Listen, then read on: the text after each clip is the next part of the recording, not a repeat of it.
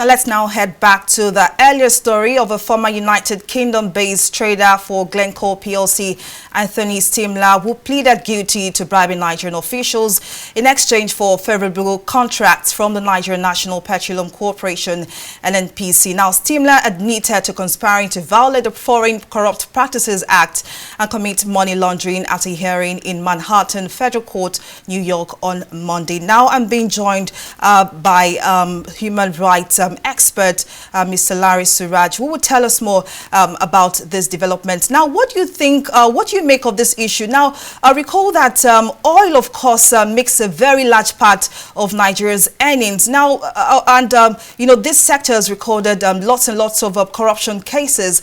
How do you think this will impact, in the long run, the Nigerian economy? Thank you for having me. I think it's actually a major challenge, unfortunately, for the country, where it's obvious that operators in just not in NNPC, but the same thing with the government officials that would go down to the Ministry of Petroleum Resources, indicting the Minister of State for Petroleum Resources at that time, and by extension, even the minister itself, which is the president. So the president would have a reason to now reflect if he's going to what is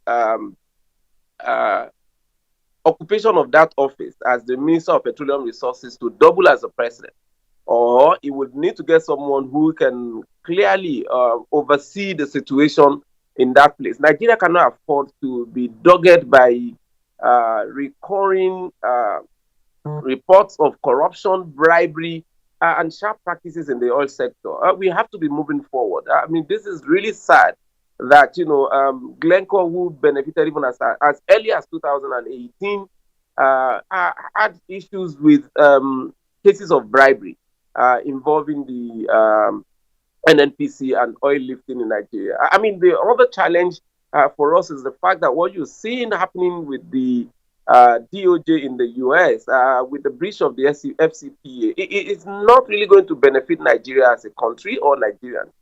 It is just going to be an indictment that would happen in the United States without having any recourse to either the loss of the license or the payment of appropriate due to Nigeria, but rather a loss that we have incurred and also that Nigeria would have suffered. And there would really be hardly would there be any prosecution that would happen in Nigeria. I mean, because some of these are in conspiracy with many of the Nigerians. And the FCPA thing does not also take into consideration the conspirators that are also in Nigeria. We've had the experience with Ali Burton, Julius Berger, and the rest of them in the past, which amounted to just an indictment that is suffered only in the United States, and nothing comes here. So I think this would be a challenge to all of us as Nigerians to hold more accountable the people that have been elected into office to administer our natural resources, to ensure that we do not just get the value for the resources, but that we are not allowed to be exposed to this level of international opprobrium that is associated with securing contracts in Nigeria. It's clearly just showing that for you to get any contract or any oil license, especially in the oil sector, which is the mainstay of the economy, it has to be associated with payment of bribes to people that are in office and the heavily compromising of the lay down extant law and rules and regulations in the country.